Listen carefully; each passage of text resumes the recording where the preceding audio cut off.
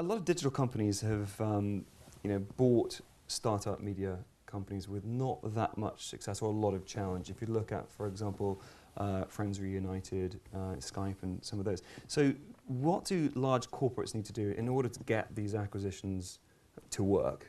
Or is it just fundamentally most will have problems? They need to buy the right ones, probably. So.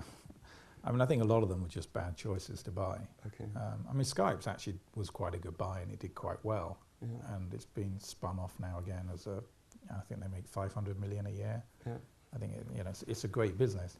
It wasn't a particularly good fit when eBay bought them. Right. Because it wasn't, they had some crazy notion that you could, phone or the person selling the goods. I mean, it's like, well, you could just put a Skype link and do that. You didn't need to buy the company. It didn't really make any sense as a fit. So probably why they ended up selling it. So I think buying something that's the right product, that's kind of a core fit to what you're doing, is probably a good idea. And I'm not sure Bebo was a great fit for AOL. And at the time, they were kind of very much reinventing themselves, considering spinning out from Time Warner. And then they changed CEO soon after Bebo was acquired. And then the new CEO had a very different vision for what AOL should be. So Bebo itself got marginalised and really never had an opportunity to succeed within AOL anyway. Interesting. But certainly buying the right companies, and buying any startup can be tough if the cultures are so different. Big corporates tend to have a very different culture. And if you subsume it within that corporate culture, it can often kill the startup, and a lot of the startup people that made it a success will leave anyway because they don't want to work for a big corporate. Maybe Google have been more successful than most at doing that. Yeah. It's trying to maintain that startup culture. Yeah.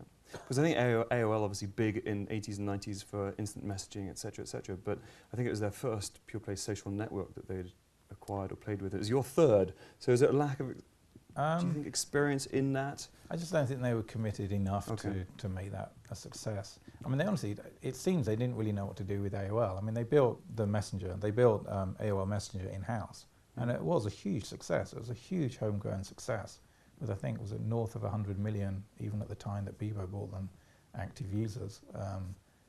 So huge success and great innovative product at the time, but they never really knew what to do with it outside of IM. They didn't know how to extend it and make something else of it.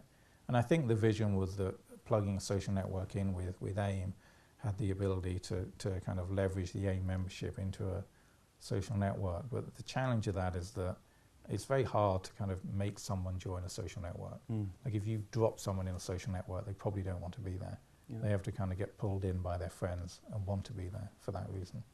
Okay. So large companies can innovate through acquisition, but as you said, they've got to choose the right ones and make it a focus, not a... Right, absolutely. Right.